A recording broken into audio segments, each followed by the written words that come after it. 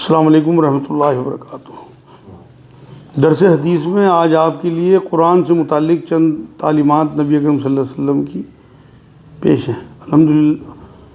الحمدللہ رب العالمین والصلاۃ والسلام علی رسول الکریم وعلی آلہ وصحبہ اجمعین، اما بعد۔ اللہم صلی علی سیدنا محمد وعلی آل سیدنا محمد وبارک وسلم۔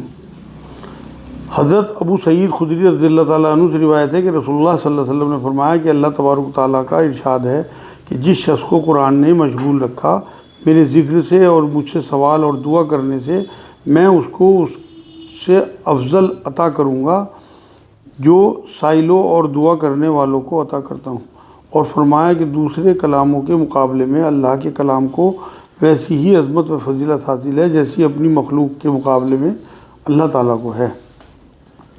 جامع ترمذی حدیث پاک ہے۔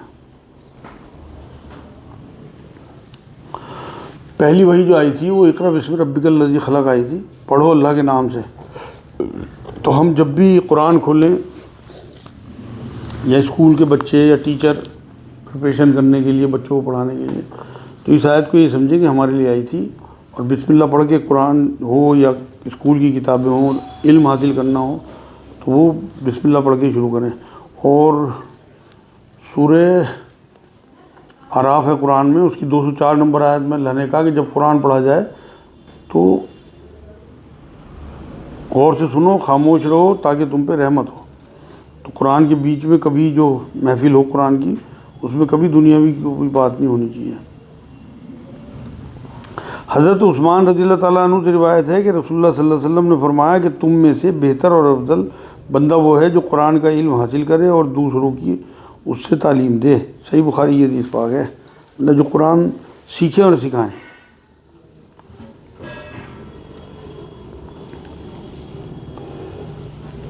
یہ جو ہے سورہ بنی اسرائیل، اس کی 106 نمبر آیت میں اللہ نے بتا دیا کہ تھوڑا تھوڑا نازل کیا تاکہ آپ ٹھہر ٹھہر کے لوگوں کو سنائیں۔ قرآن کی ایک حرف کی تلاوت پر 10 نیکی کی بات نبی اکرم صلی اللہ علیہ وسلم نے بتائی، اور یہ کہا کہ میں یہ نہیں کہتا کہ الف لام میم جو ہے ایک حرف ہے، بلکہ یہ تینوں الگ الگ حروف ہیں۔ قرآن کی جو ہیں، نبی نے یہ فرمایا صلی اللہ علیہ وسلم کہ قرآن کے عجائبات جو ہیں نا، خوبصورت پہلو، علم و حکمت کبھی ختم نہیں ہوں گے، علماء قرآن سے کبھی سیر نہیں ہوں گے، یہ بھی فرمایا حضور نے۔ ایک بار اور فرمایا قرآن حکمت بھرا نصیحت نامہ ہے، مطلب نسخہ کیمیا، ایسے حکیم کا نسخہ جو خالق ہے اور ہماری رگ رگ سے واقف ہے۔ ہم نے جو ہیں وہ جیسی بھی زبان آتی ہو، اگر ہمیں عربی تو آتی نہیں، خیر اس کا ترجمہ تو انگلش ہندی میں ہمیں ترجمے پڑھنے چاہیے قرآن کے۔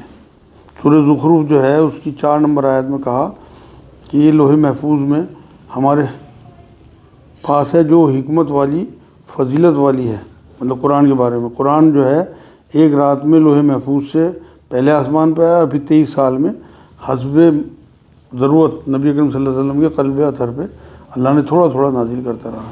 جو میں آپ کو بتا رہا کہ سورہ بنی اسرائیل میں یہ بات کہی، میں تم میں ایک نعمت چھوڑے جا رہا ہوں، اگر تم مضبوطی سے اسے تھامے رکھو گے تو کبھی گمراہ نہ ہوگے، اور وہ نعمت اللہ کی کتاب قرآن مجید ہے۔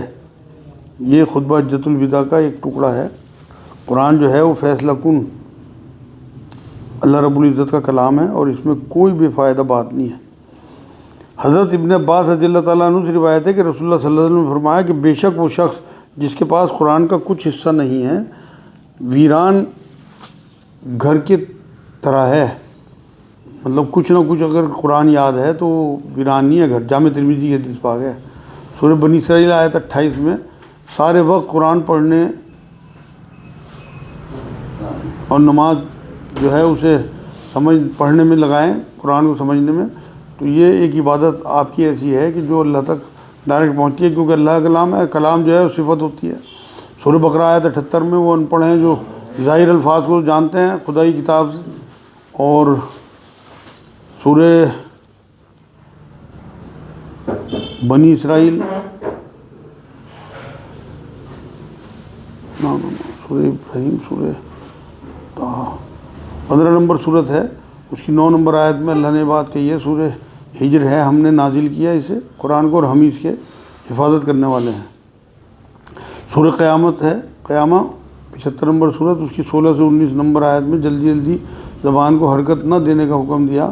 اس سے جو ہے قرآن جمع کرنا جو ہے وہ پڑھانا کہا کہ ہمارے ذمہ ہے، پھر آپ اسے بھلا نہ سکیں گے، بس عمل جو ہے نا اسے عمل میں لانا ہے قرآن کو، یہ اللہ نے قرآن میں کہا۔